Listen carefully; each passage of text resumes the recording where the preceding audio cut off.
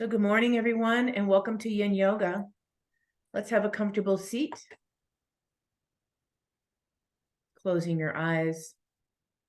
And let the movement of the eyelids moving downward help you to settle into your body and the energy moving downward towards your pelvis, towards the earth.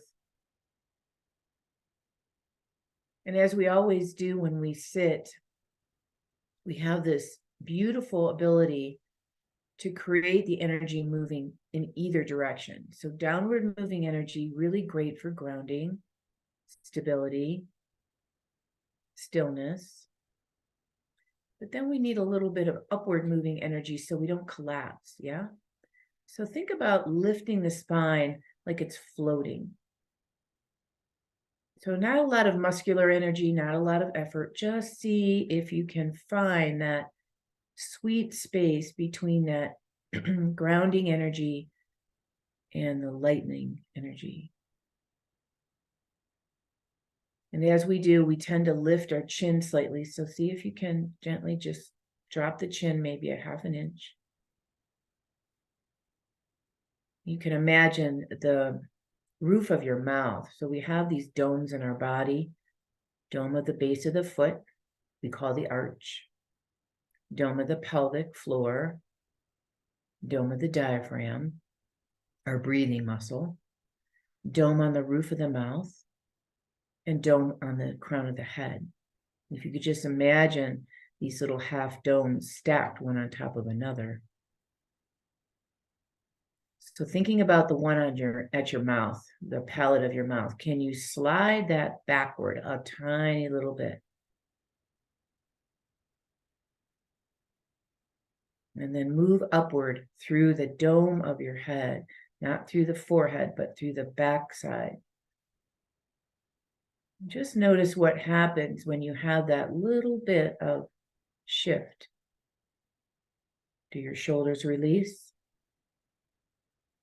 Do you feel longer? Can you still feel stable, grounded while you work with this other part? And then again, without a lot of muscular effort, allow the breath to deepen into the belly.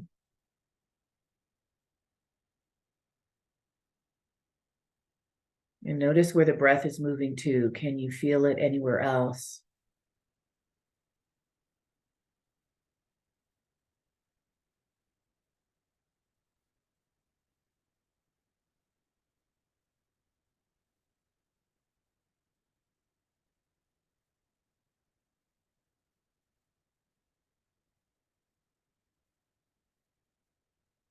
And so today in practice, we're going to unwind, soften a little bit of the fascia so we can feel and sense this balanced energy moving upward and downward.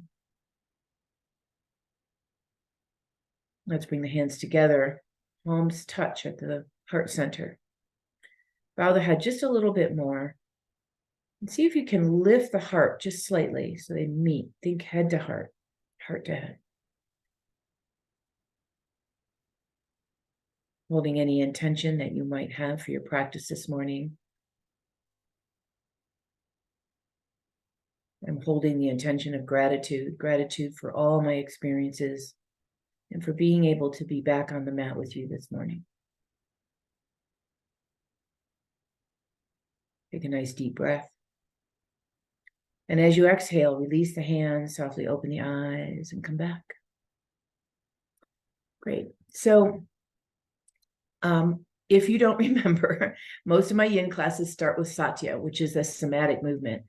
And I just read recently, I reread something that I know. We talk about being hydrated and hydrating the tissues, right? And what do we do with that? We drink water, right? And that's not wrong. I remembered when I was traveling, oh, I should have been putting a little pinch of salt in my water because that helps your body hydrate the cells to absorb better. I'd forgotten the whole trip, so I'm going to do it now. But here's the other thing that hydrates our tissues: movement. which is why we feel so stiff and tight and cranky when we sit still for too long. So we're going to move our bodies in this somatic way so that we can kind of, I don't know, lubricate the tissues and you'll feel better. So let's start lying on our backs. And when we do somatic movement, I want you to start lying flat down like you're doing Shavasana. Don't put anything underneath you at the moment. You'll have a chance to do that in a second.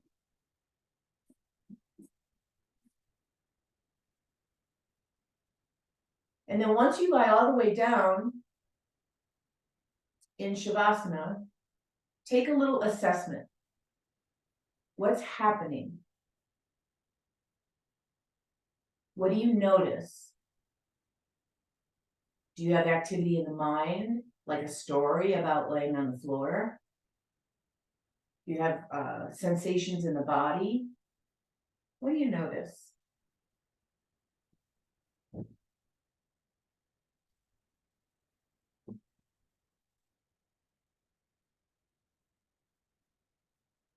Now, one of the best, I think, somatic movements that I know is a unwinding, a churning, if you will, of the spine. So I want you to bend your knees and see if you've got room to open your arms out all the way to the side, like a T. So if I do that, I have to move over just a little so I don't run into my little picture here.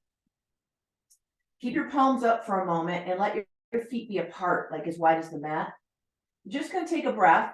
And as you exhale, I want you to draw your knees over to the right. Just don't move your feet. You'll roll to the inner and outer edge of your feet, and you'll find a natural place where you stop. And then turn your head to the left. So you're looking at your palm that's up. Yeah? Turn your other palm down. Now on your inhale, you're going to come back to center, knees come up, head comes up, and now you're going to switch your hands. Let your knees go to the left, eyes go to the right. So now your right palm is up and your left palm is down. And it's a little awkward to time all of this, but I want you to keep moving. So as you inhale, come up, knees up, eyes up, flip your hands over nice and slow, turn your head and let your knees fall to the right. And when you're ready to inhale again, you bring your knees and your eyes up, you switch your palms, and you let yourself go the other way. Now, what I want to say about this movement is this is the base movement here. Very simple. But I want you to see if you can make your hands go a little bit bigger so we can get into the shoulders and the neck, because that can get really bound up. And the way we do that is instead of stopping with your back of your hand and the palm of your hand down, you try to keep turning your hand. So I came off the back of my hand onto my thumb, and I'm going to try to move my palm again onto the floor. I may or may not do that. If I have my palm on the floor, I'm going to turn the palm and I'm going to keep going up onto the thumb as if I'm trying to flip it over. Inhaling, coming to center, flip your palms, maybe go a lot bigger, see how far they can go. And you might notice that when you do that with your hands, when you make that churning of the hands bigger, that your legs and your hips and your knees release more. See if you notice that. And again, it's really intuitive for you. What's going on in your body? This feels especially wonderful for me, traveling all day yesterday. I had the grace to fly for the first time since COVID on a nonstop flight from Baltimore, which I can't even tell you how nice that was. Cut my travel time in half. So again, gratitude for those experiences. Maybe gratitude today for you being here and enjoying this luscious movement, churning the organs, churning the energy of the spine. unwinding the tissues.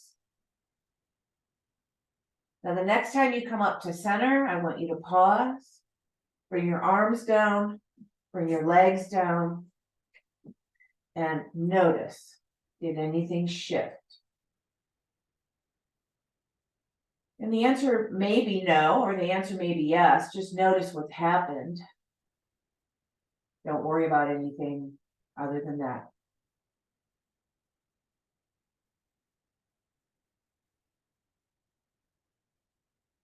Okay, our next posture is banana. You know the shape. So I want you to stay on your back. If you need something under your head, put a little pillow or a little blanket under your head. Walk your feet over to the right side of your mat. And don't get too ambitious with this, because most people, when I see them, they go too far and they overstretch. And then wiggle your head and shoulders over to the right side of your mat. So you made that banana shape. Make sure your left hip is down. And what I'd like you to think about is, can you hook your right foot over your left to give it some containment, or maybe left foot over right? And can you take your arms up over your head and hold your left wrist in your right palm, give it a little hug, and then relax. Take a nice deep breath. And if you notice that you're pushing, you're striving, I want you to back up just a little bit. You want to feel the tension in the tissues. You want to notice how tight you may be. But you don't want to go into that deep stretch, because that's where you miss all the opportunity for that fascia to get involved.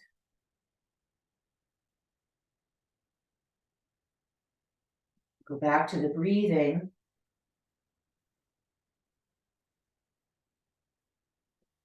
And noticing where the breath travels to. You might notice it a lot just in the left side of your body, because that's more open.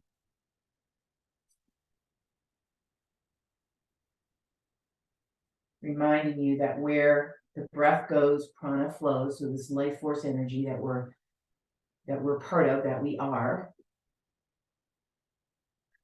will go to the space.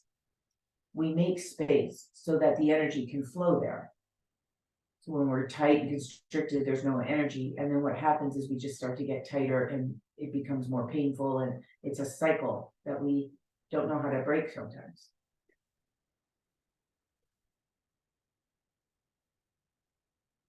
And so a practice like this is really, really wonderful, because we can address the entire body in all these different shapes.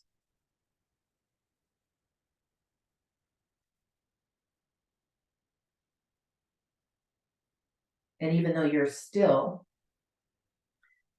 the internal part of your body is all moving still. You're conscious and you're focused on creating tension against the tissues, so that when you release it, it actually opens up. You'll feel this flow. It could be blood flow, it could be heat, it could be energy flow, it could be tingling, all kinds of things.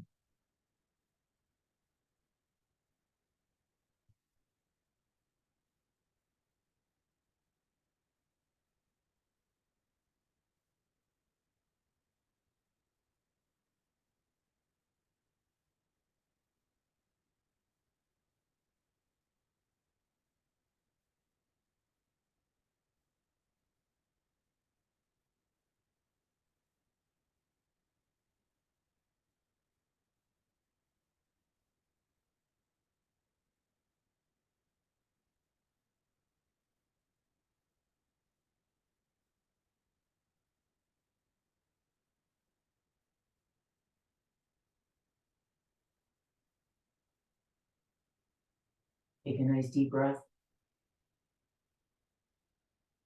And then slowly unwind yourself, coming back to the center. Arms come down by your side. If you need to bend your knees and reset your pelvis, please do that. Some people like to rock their pelvis a little. Some people will lift their pelvis up and put it back down again. Some people bring their knees to their chest. Do what you need to do to reset yourself so that you don't feel too much tension coming out of there. And then we'll go to the other side. So as you're lying on your back, legs back down straight, just wiggle your feet over to the left, making sure that right side of your body stays down. Wiggle your your shoulders and head over to the left. And then decide about your ankles. I like crossing the left leg over the right because it's not too hard. And bring your arms up and let your right wrist lay in your left palm. Now remember, that's always optional. Some people can't bring their arms up over their head. You can decide what to do with your head. Most people will turn it to the left because that's the natural way. But you can play with where do I feel tension? Where does it need to let go a little? And most of us will work towards the direction of least tension or more comfort. But remember, we're on purpose trying to create a little tension. On purpose, yeah.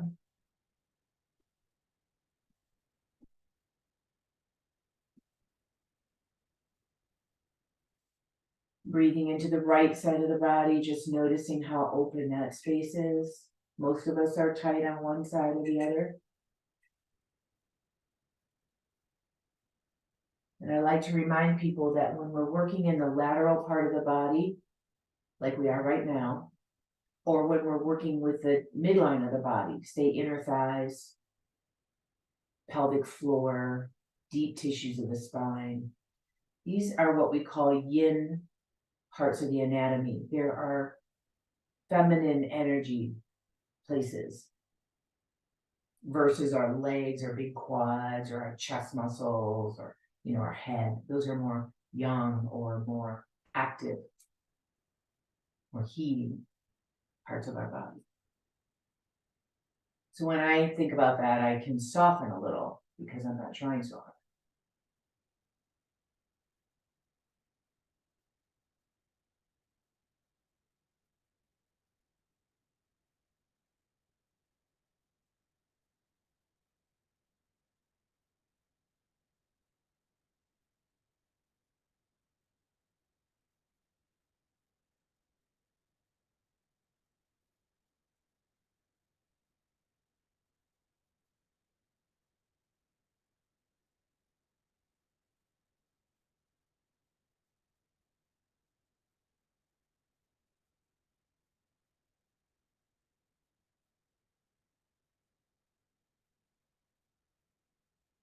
Take a nice deep breath. And then start to unwind yourself again. Coming back to the center. Now this time, just for about a minute, I want you to bring your knees to your chest. Upside down child's pose. Think about it that way. Your feet are touching, your knees can be a little apart. You can hold across the shins. When I do this, I like to wrap my arms around and grab my wrist because it feels more contained, but you do what you like. Shoulders relaxed, jaw relaxed. You can close your eyes if that helps you stay focused. Just letting everything soften.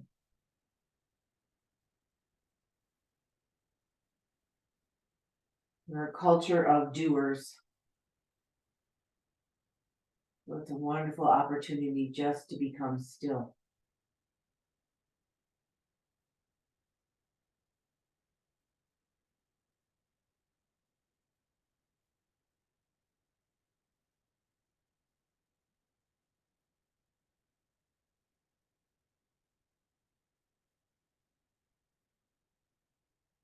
All right, go ahead and put your feet back down. And just note how that felt. We'll go back to it in a little bit. Cross your right ankle over your left knee, keeping the leg open. I want you to bring your left leg towards you, finding a place to hold. We're in a hip stretch. I want your shoulders to be as relaxed as possible. I want your lower back to not be pressing into the floor. We find a place where we can create tension on purpose in this right hip joint, right glute. This is specific to the piriformis, which hooks the femur to the hip. It's tight in most of us.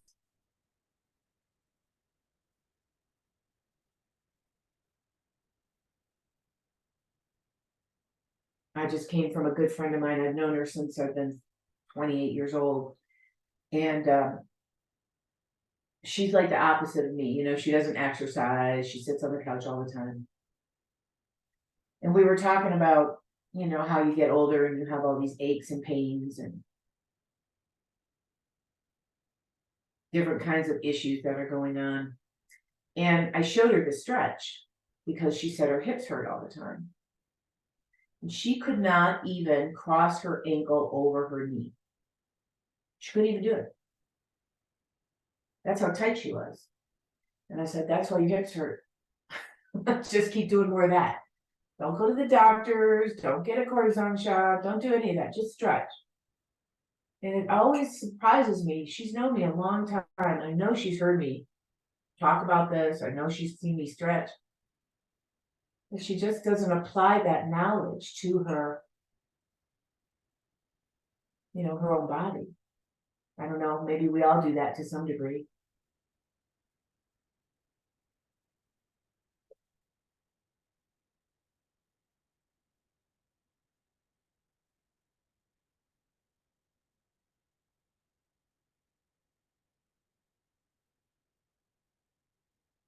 Soften shoulders again. I know when you're holding your own position with your arms, you can tend to pull. So really work on not doing that.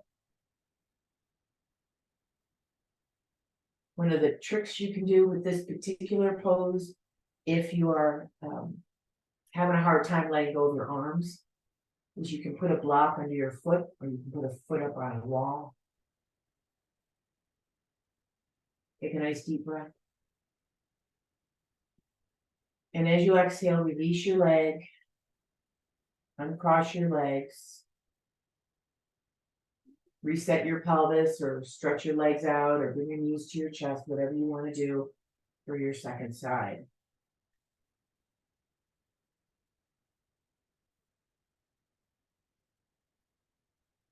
When you're ready, the left leg goes over the right knee, and you pick up your right leg and you give it a hold.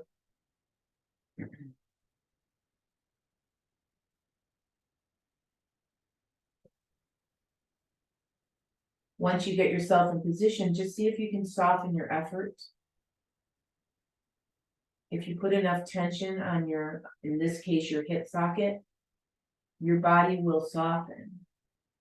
You don't have to work too hard at it.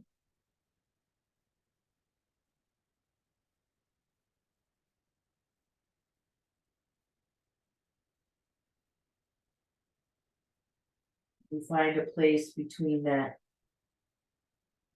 grounding energy, easy to feel when you're lying down on the floor, steady, still, and then that other energy that's more alive, it's more light, it's more awakening. And there's this balance always between those two.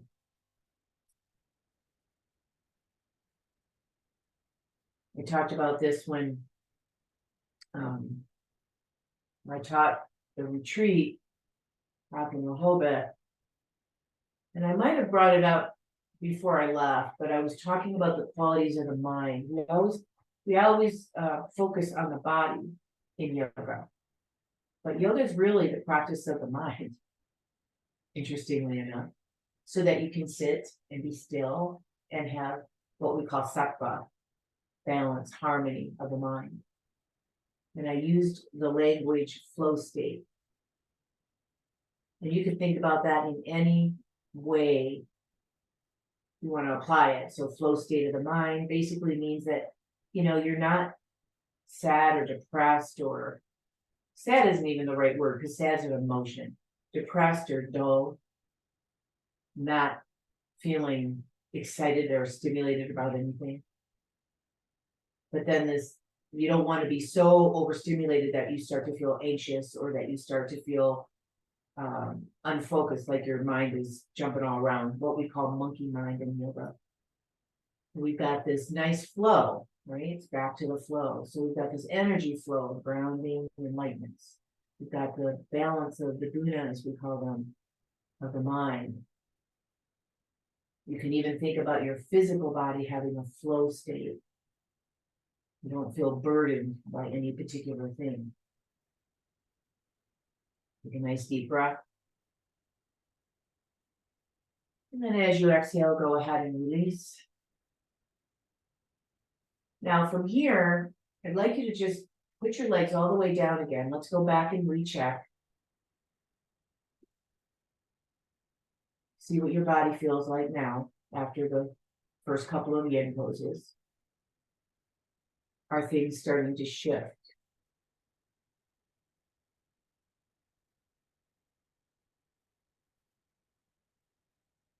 And then what I'd like you to do is bring your knees up to your chest and go back to that upside down child's pose.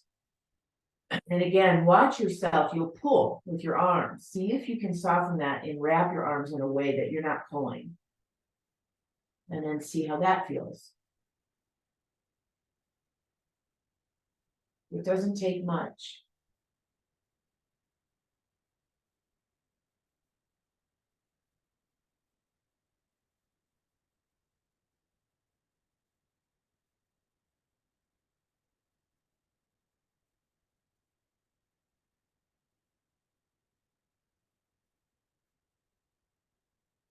Alrighty, go ahead and put your feet down. I want you to roll over to your side. We're going to come up to sitting.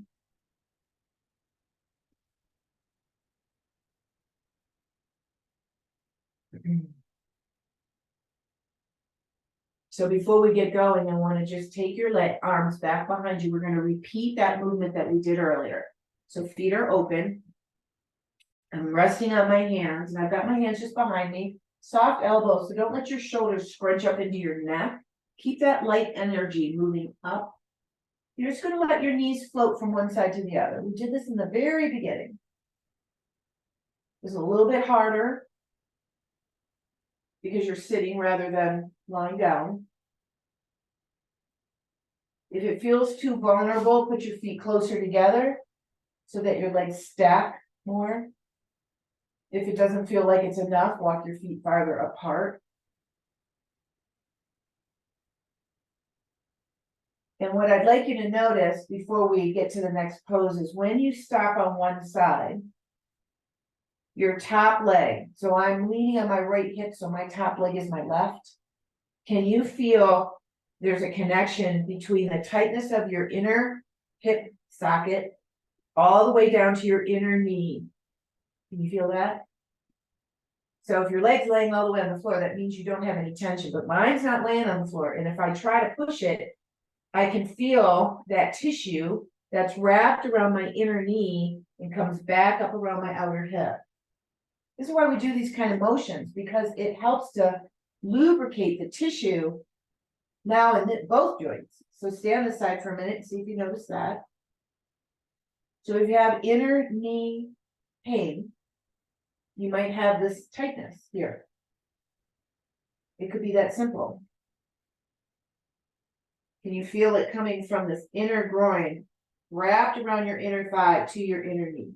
That's how our muscles are wrapped around our body. Our fascia is wrapped around our body in like a rotational patterns.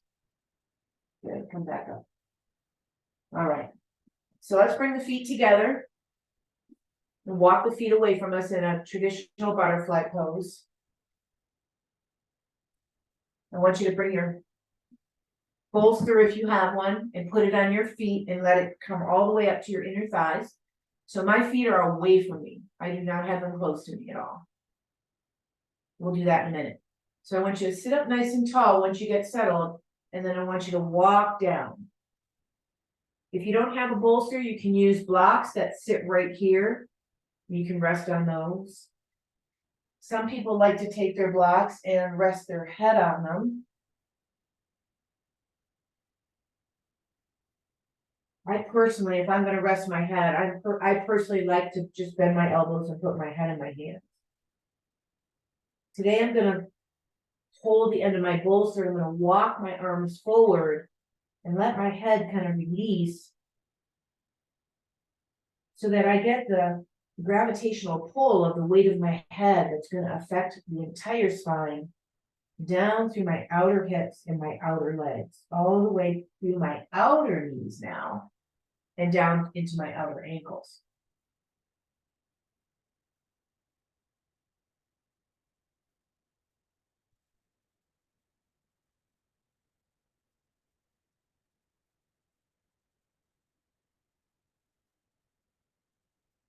So in a traditional yoga class,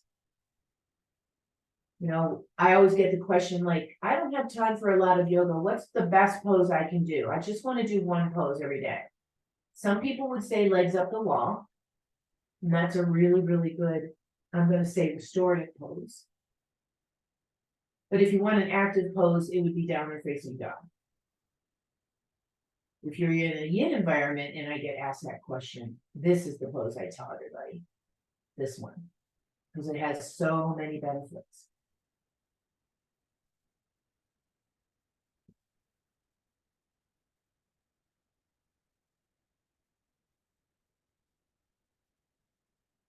Breathe into the space. Notice now that you're giving your back body a lot of space.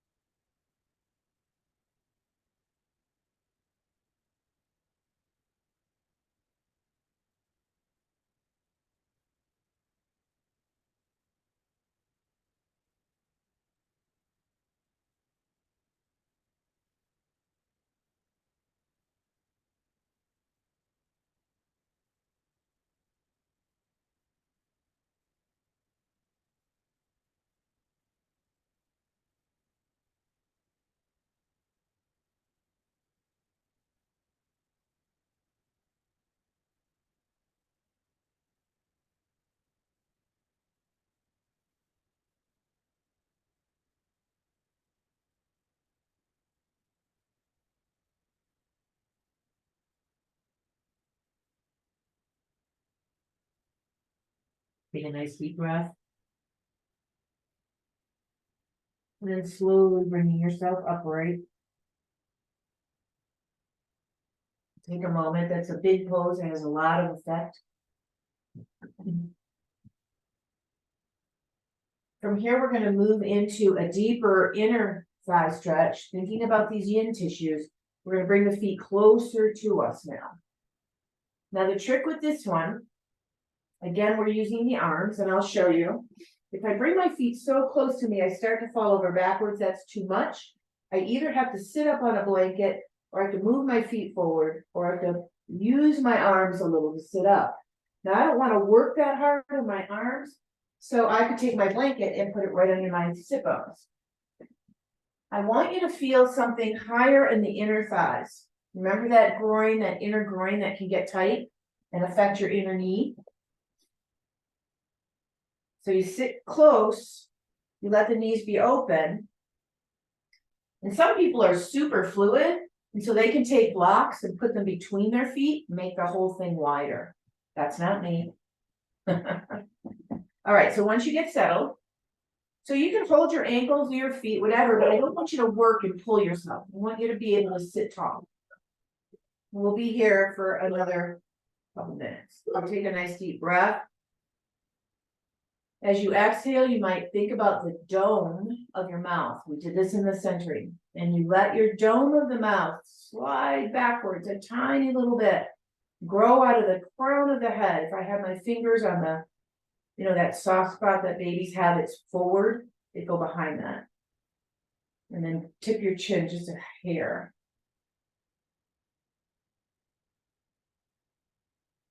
Now thinking about the breathing, as you inhale, go downward towards your pelvis. And as you exhale, go upward towards the crown of your head. Find a nice focus and rhythm and stay with it.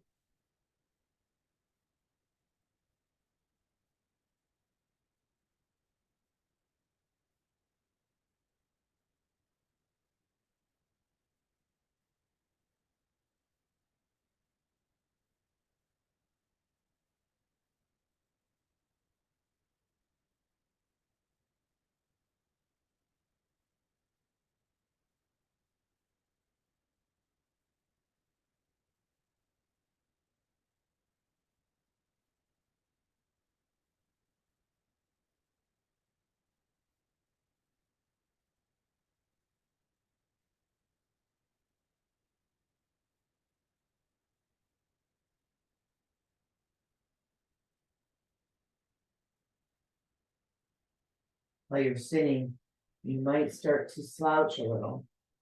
And so, as we did in the beginning, I asked you to keep your heart lifted and then gently tip your chin. You can keep this idea of energetically connecting the heart and the head, the heart energy to the mind energy.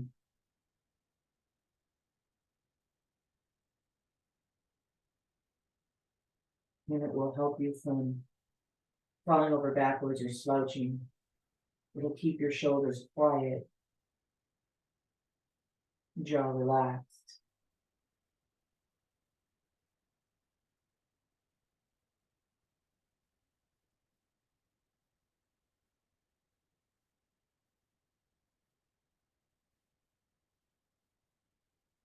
Take a nice deep breath. And then as you exhale, go ahead and release. Bring your legs up and then stretch your legs down. Okay. All right, so we opened up the lateral side, we did a little twisting, we opened up the back body, now we're going to open up the front body. So I want you to lay on your belly.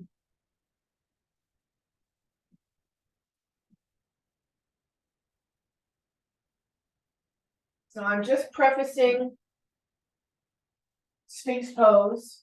I'd like you to be in Sphinx pose if you can, but if that's not available, take your elbows wider, lower your body more to the floor, and then allow yourself to be in a neutral position. You can take your block and put your block on your head. So if you're in this lower position, it's easy to do. If you're up in Sphinx pose, you have to kind of fuss a little, depending on what kind of blocks you have. Some people like elbows forward, hands on your head, but you have to be careful not to let your neck kind of tip backwards too much. So find what works for you. We'll be here. If you get any kind of back tension, lower back tension at all, I want you to lower yourself down, lift your legs up one at a time, and try to stretch them backwards. And that creates space in the front pelvis so that when you come up again, it doesn't hurt your lower back. It's a trick I learned a long time ago. Let go of your effort. You can play with your feet. Where do you want them, wider or closer? And then on your next exhale, let your shoulders kind of drift into your back body. Like you're trying to kiss each other. Not up by your head, but closer towards the middle of your back.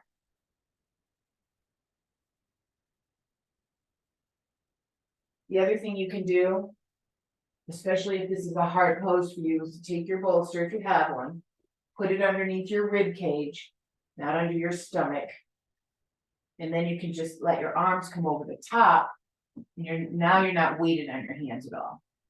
And this is a really nice thing if you have any kind of shoulder neck stuff going on. You could even drop your elbows and hold your head.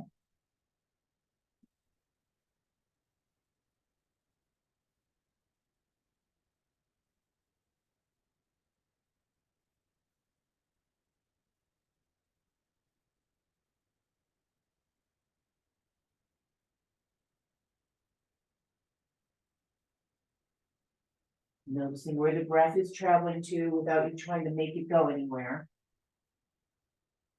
So we watch the body breathe.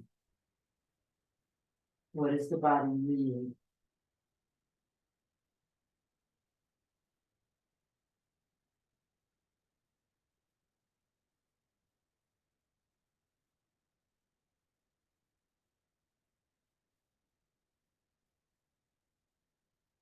Now, depending on your range of motion and what your back likes to do, for the last part of this, you can take your hands on the mat and push yourself a little higher away from the floor in what we call seal pose.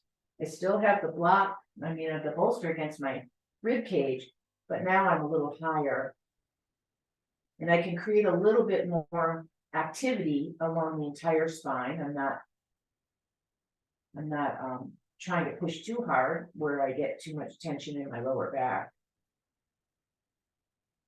And again, see if you can let those shoulder blades melt in towards each other. A lot of us are super tight right around the upper back, upper traps, middle of the shoulder blades. And so when you let your shoulder blades kind of squeeze together, when we come out of the pose, you're going to feel really good because you're putting tension against the tissues. Again, these shoulder blades are supposed to glide along our back body, up and down and open and in. And most of the time they're stuck. Take a nice deep breath.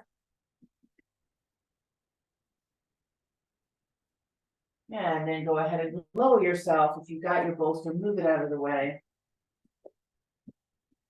Lay all the way down. You can rest your head on your hands and be in a neutral position. Or you might try turning your head.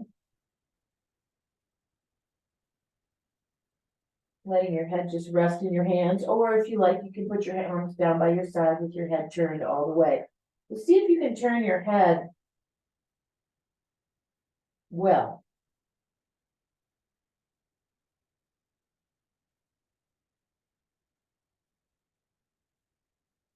Taking a breath here. Softening.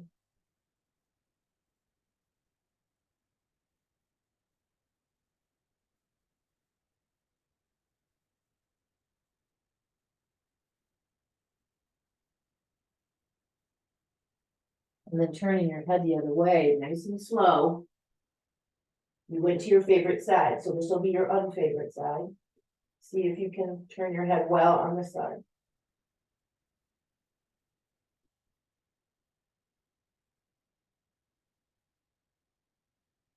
You might notice when you turn your head, if it's restricted, your chest will turn a little bit and you'll feel pressure against one side of your chest against the other, like you're tilted slightly.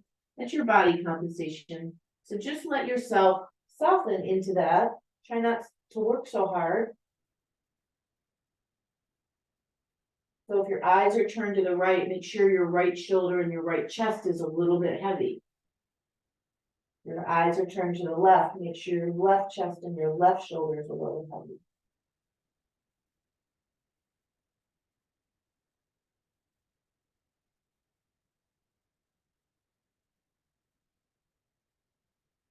All right, come back to center. So now I want you to take your right hand, put it underneath you, put your forehead on your right hand or your right forearm. Pick up your left foot, so you're bending your knee, grab your foot. This doesn't have to be a hard action. You don't have to pull.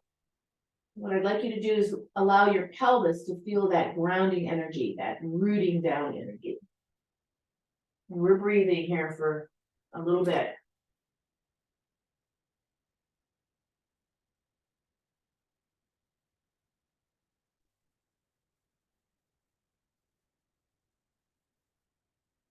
Now, if you're one of those people that can pull their foot to their buttocks and you're just not going and nothing's happening, then I want you to push yourself up into that Sphinx pose. So you're going to be on one arm and then you pull your foot to your buttocks.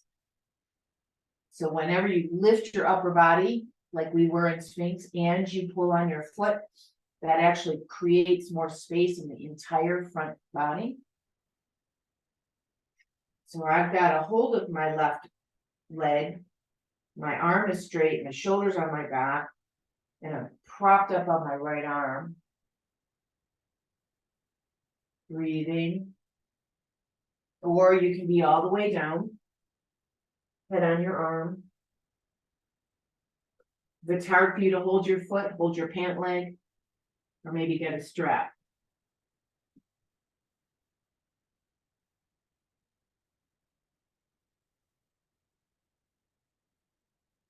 Without trying to push anything, just keep in the intention of a heavy pelvis, especially around your pubic bone.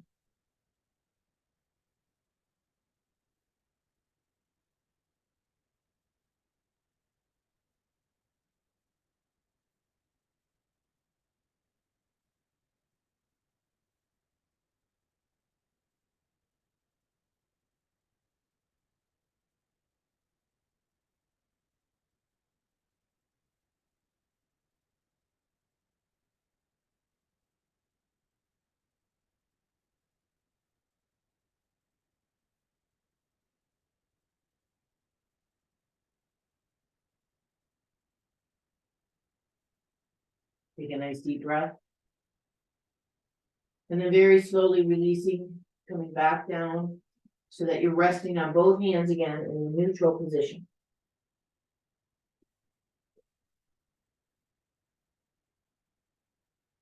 You might want to notice the difference between your two legs. And then when you feel ready, do the same thing. So rest your head on your left arm, pick up your right foot, bending your knee, reach around and grab your right foot. And you can start with your head down and see how that feels. Be careful about pulling your foot off to the side. Try to keep it more in line with your body.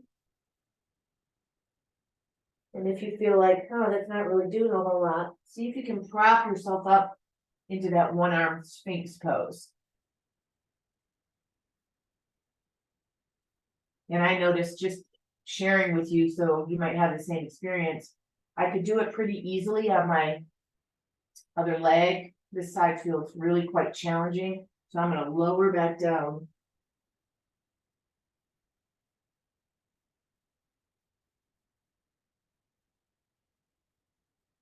Because if we push too hard, trying to grit our teeth through the time that we hold, we can't soften. And that's the whole point of Yin. We're softening the tissues, we're nourishing the tissues. We're bringing not only energy flow, but blood flow, lymph flow to the tissues, all very healing. They say Yin is a healing yoga on all levels.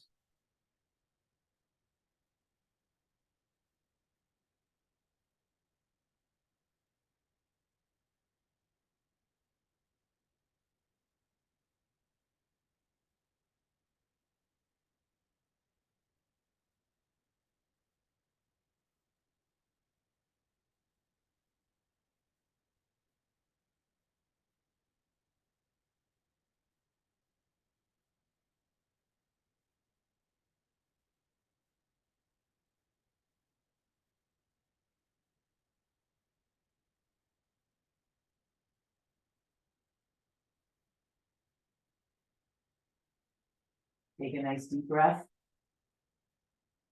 And then very slowly release your leg. Let it come down slow. Come back to the center.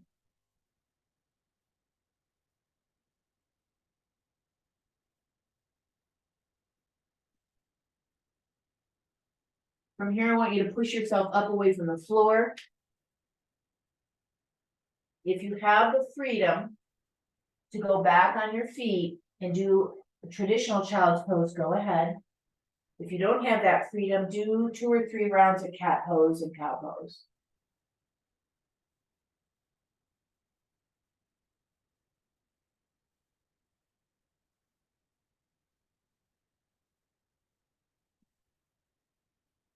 We're just releasing here.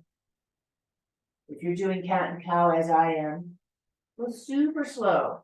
Think about it in that somatic way.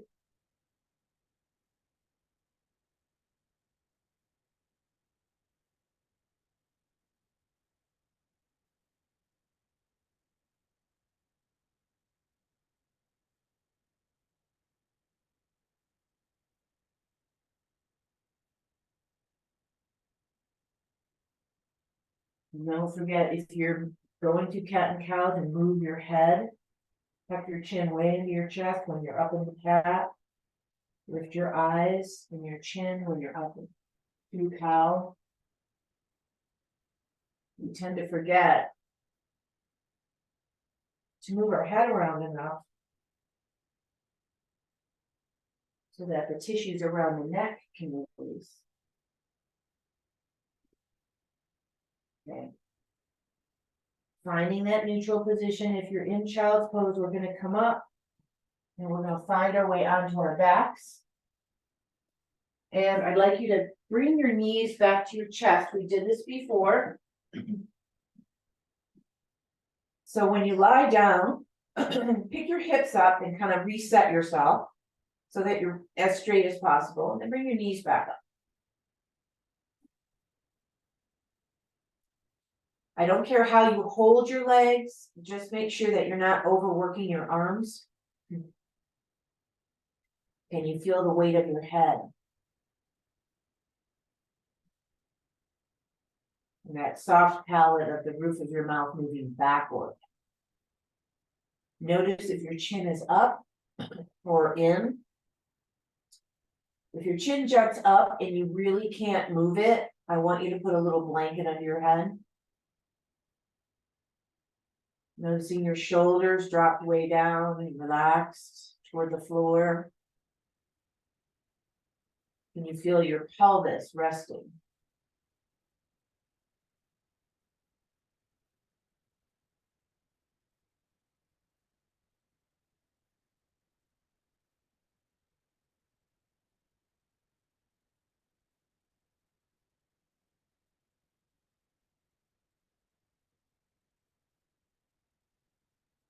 All right, go ahead and bring your feet to the floor. And we're going to move right from here into Shavasana. So taking your time, finding your way. If you don't want to be covered completely, use your blanket. Put it over your pelvis. If you have an eye bag, use it. It's really helpful for quieting what we call the gunas, the qualities of the mind, so that you have these sattvic moments, these flow state moments. Palms are up, shoulders are tucked underneath you, and you feel solid, steady, grounded. But you also notice the freedom and the ease in your body and your mind.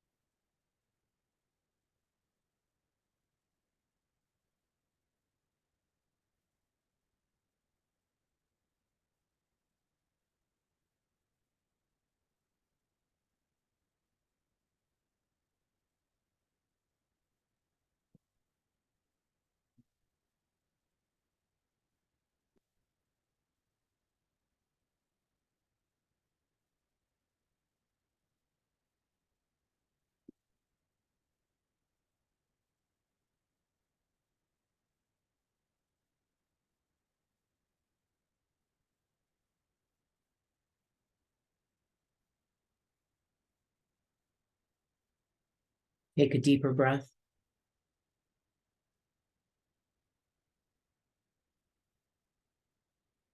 And allow that deeper breath to start to awaken you from the inside out.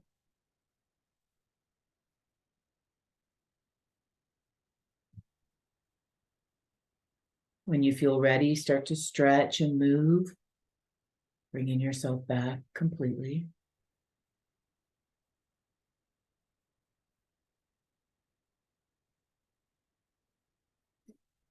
And slowly bending your knees, rolling to a side. Find your way up to sitting. Take your time.